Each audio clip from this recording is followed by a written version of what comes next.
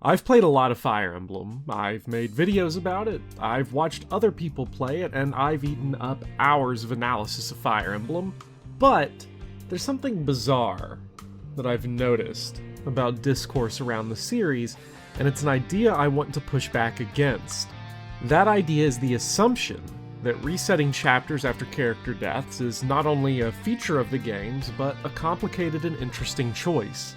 Fire Emblem, for those of you who are new or unknown to the series, has a feature called Permanent Death. This means that when a character dies, they are dead. For good. Bye-bye! Wait, no, she had the hotline Mia, come back, I'm sorry! Throughout much of the series, the easiest way to circumvent permadeath is to reset the chapter from the beginning and to try to avoid the same mistakes that caused the reset. As I said, many players argue that the decision to reset is interesting, and I'm just here to tell you, no, it's not. The idea that resetting maps after a character dies is an interesting choice comes from several places in our raging psychosis. It comes from sunk cost fallacy. Are we willing to lose characters that we've put a lot of time and effort into? It comes from the fear of missing out. What if I need this character later? Or what if they recruit an uber powerful secret character or get me the mega item I'll never use until the final map? Treating the act of soft resetting a Fire Emblem game as an interesting choice has three distinct effects on our relationship to the series. 1. It grandfathers in and normalizes a lot of bad design decisions in the series. 2. It obscures a lot of the mechanics the series has tried out to alleviate the problems that permadeath can create. And 3. It minimizes the uniqueness that these games have when it comes to creating player-specific stories. Let's be fair to the argument that resetting the game is an interesting choice and let it lay itself out. This is a clip from Speedy Hawk's video, Turnwheel is Ruining Fire Emblem. Do you reset and start the chapter over, sacrificing your time and patience? Or do you press on without your fallen comrade? It's a tough decision to make, especially if you were met with great luck in other facets of the chapter. To be clear, I'm chill with Speedy Hawk, and we've been streaming Fire Emblem Birthright over on his channel. Go check it out, links in the description, but for the sake of artificial beef online, and for argument, here's an out-of-context clip of Speedy talking about me. And I was like, this guy is a fucking moron. Well shit. Let's just dive into Speedy's argument. I like his thesis because it's pretty emblematic of many similar arguments. The idea being that you have to make a calculated call between going back to rescue a character and keeping all the progress you've made in the chapter in terms of level ups, new items, and definitive game progress. On its face, this seems like a pretty nuanced choice. It's a choice made even better by the genius of Speedy using the Binding Blade as his example game on screen, which probably has the poorest permadeath design in the series. But there are two unspoken problems underlying most arguments in favor of resetting as a positive mechanic. The first is that the game is asking the player to use their actual, real-life time as a bargaining chip in the choice to reset, and the second is that resetting isn't actually a mechanic, but an exploit of the game being, well, a machine with a power button and a save system. The first point about a player's time is a philosophical one that many people will disagree with, but here you go. Asking a player to cash in a limited real-life resource to be expended as needed is not that far removed from a gacha game asking players to use their real-life money to gamble with. The critique here is not that the game requires time to play. All activities require time. The problem with the choice around resetting is that it specifically treats time as a resource to be spent, like the in-game weapons and items. This is unethical because it demands the player exchange real-life resources for in-game resources. The most obvious rebuttal to this is that most games have game over conditions that force the player to replay parts of the game. However, the difference between a game over and a voluntary reset is that in a game over state, the player has reached a point where progress is impossible, and the game is therefore no longer asking the player to leverage their time in the decision-making process. Fire Emblem, as a general rule of thumb, only forces a game over when the main character dies or an objective is failed. Almost every other instance of a character dying leaves the game running and no failure state has been reached. I think that's important, and it shows that the games are staking themselves as works where mistakes can be made and should be played through. After all, resetting the game is not a mechanic. No game in the series ever tells you to reset if a character dies as far as I know, although it would be bad design if one did. Like I said earlier, the decision to reset often comes from FOMO, and it normalizes the many bad design choices throughout the series, such as enemy reinforcements that can move the second they show up, also known as ambush spawns. The argument has been made before that recent series mechanics like the turn wheel, which allows the player to rewind turns, allows the games to abuse mechanics like ambush spawns. And all I can say is that the absence of a turn wheel didn't stop the Binding Blade and New Mystery of the Emblem from having nasty and often unfair ambush spawns. Resetting, and by proxy, the turn wheel normalizes bad design choices by allowing the player to circumvent problems by voluntarily replaying sections. The turn wheel, at the very least, is an actual in-game mechanic and not a player-created cost-benefit analysis. The treatment of resetting as a mechanic that can be utilized by the player also obscures a lot of analysis that we can have about the series' different approaches to permadeath and how the series has both succeeded and failed at making permadeath an engaging part of the experience. Permadeath in a series like Fire Emblem presents an interesting design challenge. How do you punish players for mistakes while also preventing the player from getting softlocked if they have a bunch of characters die? Sometimes Intelligent Systems has introduced new game modes. New Mystery of the Emblem introduced casual mode, which eliminates permadeath. Sometimes it's by making your game over characters really powerful, as Genealogy of the Holy War does with Sigurd and Seliph, and Awakening does with Robin and Chrom. There are also revival shrines and Gaiden and Echoes, which allow the player a few chances to revive dead characters. Shadow Dragon has replacement units in the form of characters that only show up if a bunch of characters die, or generic faceless units that appear if the player loses copious amounts of characters.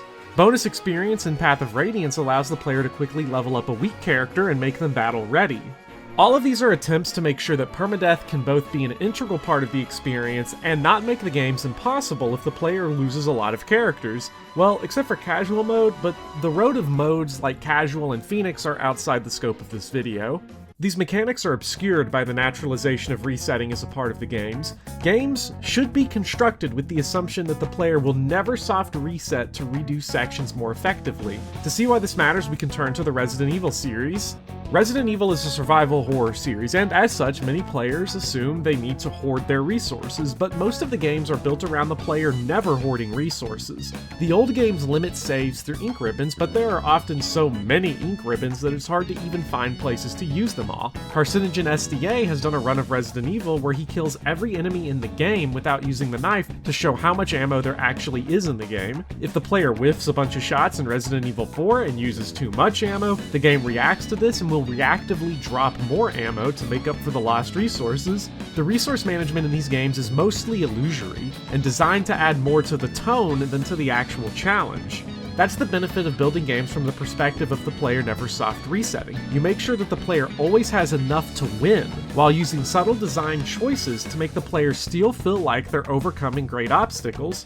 If the designer doesn't assume the player will never reset, you end up with situations like Resident Evil Code Veronica, where unsuspecting players can end up effectively soft-locked by the mid-game tyrant fight. This section alone is why I think Code Veronica is kinda shit, and why some Fire Emblem games are also not so good.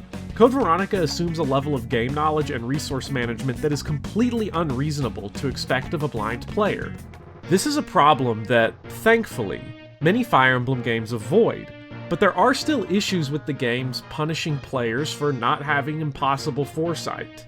Ambush spawns like the Rutger Gang and the Binding Blade are bad enough, but there are worse examples such as the door key situation in Thracia 776. It's very possible for the player to end up in a situation where they need to open a door, such as the one in Chapter 4X, and have no way to do so as they have no door keys, lockpicks, or thieves. Unless the player has made rotating saves, the only solution to this is to reset the whole game. You know, most people are going to agree that it's a bad design decision that such a softlock can occur, and that resetting the whole game to account for it is a problem. But I would add that there's no fundamental difference between a Thracia 776 door key reset and assuming resets over deaths in a chapter. It's only different in terms of time lost. And while many of the games can be beaten quite comfortably on their normal modes by blind players never resetting, the naturalization of resetting by the fan base as a mechanic has caused intelligent systems to normalize it in their recent design philosophy through the turn wheel. The turn wheel, which allows players to rewind their moves, has the boon of preventing resets and big time wastes. It's the latest attempt by intelligent systems to discourage soft resets, but the problem with the turn wheel is that the wheel itself indulges in resetting as a mechanic just without having to turn the power off. If the turn wheel stays as is in future Fire Emblem games, it means the games don't need to build in other scaffolds to keep players from resetting or to make sure players who don't reset aren't screwed further down the line. Outside of a handful of late-game characters like Seteth, Gilbert, and Yuritsa, Three Houses doesn't have actual protections to make sure players aren't screwed late-game if they didn't turn back time when characters died. And it's worth remembering that Yuritsa wasn't even in the game at launch. The turn wheel, by indulging the idea that resets are an actual part of the game, means that future games won't have the burden of coming up with interesting mechanical solutions to the problems posed by permadeath. The Valkyrie staff, bonus experience, replacement units, none of this would have to exist if there is a turn wheel, and I find that sad because it's like losing the most unique feature of the series, which is what I'll be talking about now as I make the case for why you should try playing past your mistakes even if you don't think you'd want to. Most Fire Emblem games on their standard difficulties give you more than enough resources to beat the games no matter what happens to your army. By playing through mistakes, you are required to engage more with each entry's unique mechanics that let you circumvent disaster, like the ones listed above. Also, by playing past disaster, the series' most powerful feature comes forward, which is all the unique stories that each player builds through their time with the games. A lot of viewers will say that they reset, not because they're afraid of not being able to beat the game, but because they want to keep everyone alive or they don't want to lose their favorite character, and that's all valid. You should play games the way you want to, but I do say that you should try out a run where you don't reset. The first time I did a complete Iron Man run where I never reset, I was shocked by all the stories that came out of that run. The miracle dodges of Sele, the tragic death of Gilliam to a 3% critical hit, the even more tragic death of Garcia to a 3% crit, Garrick suffering from success, and then the unexpected rising of characters like Marissa and Erica to become heroes. I remember what that playthrough of the Sacred Stones was like more than any other I've done of that game because it was my unique gameplay story and not some perfect ending where everyone made it out fine. Let the deaths of favorite characters become the motivation for revenge and let unexpected heroes emerge.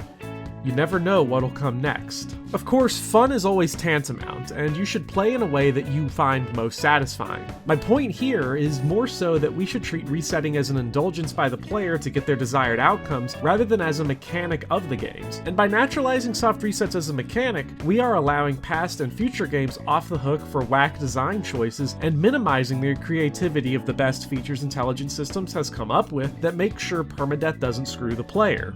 And you know, for me, this is a losing battle.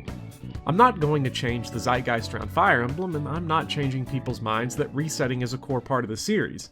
If I accept that, then what is the best way to assure that resets are as unintrusive as possible while also not completely trivializing the experience? The turn wheel, while not inherently bad, can give Intelligent Systems too much room for complacency when it designs maps and mechanics. The battle saves and genealogy of the Holy War and Radiant Dawn lessen the blow of a reset, but they're too frequent and don't deepen the experience of the game in any way. The best way that the series has indulged resets while deepening the experience is the mid-battle saves in the DS games, Shadow Dragon and New Mystery of the Emblem. These shiny blue save points don't get a lot of love, but they do a couple of things remarkably well. They're one-use save points that make a separate save from the chapter save, and because they occupy a tile on the map and consume a character's action, using them is as much a strategic consideration as it is a decision to save the game. The system indulges the desire to reset upon player deaths, and also saves the player's time, and it doesn't trivialize or jeopardize the design the way the turn wheel can. And that's all I got for today. Hope you all had a great time talking some Fire Emblem, and I will see you all soon in the next video essay. Videos like this are made possible by my patrons over on Patreon. If you would like to support the channel and more video essays like this, consider following the link in the description below.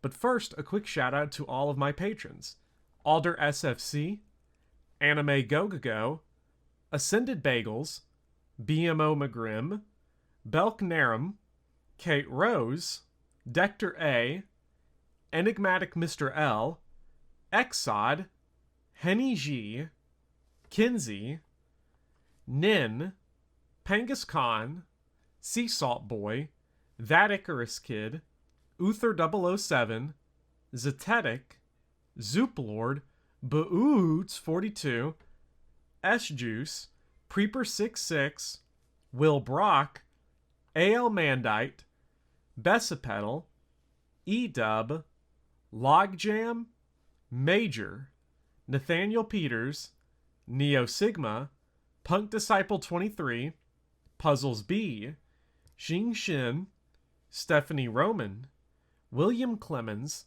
Salty Prime, Willem, Anton Nielsen, Dabney, Faye Nedius, Gilgamessed Up, Jameson, Joe _ Little Beats, No Offense, T-Class 45, and Thomas G. Grow. Thank you all for your continued support. I'll see you all next time.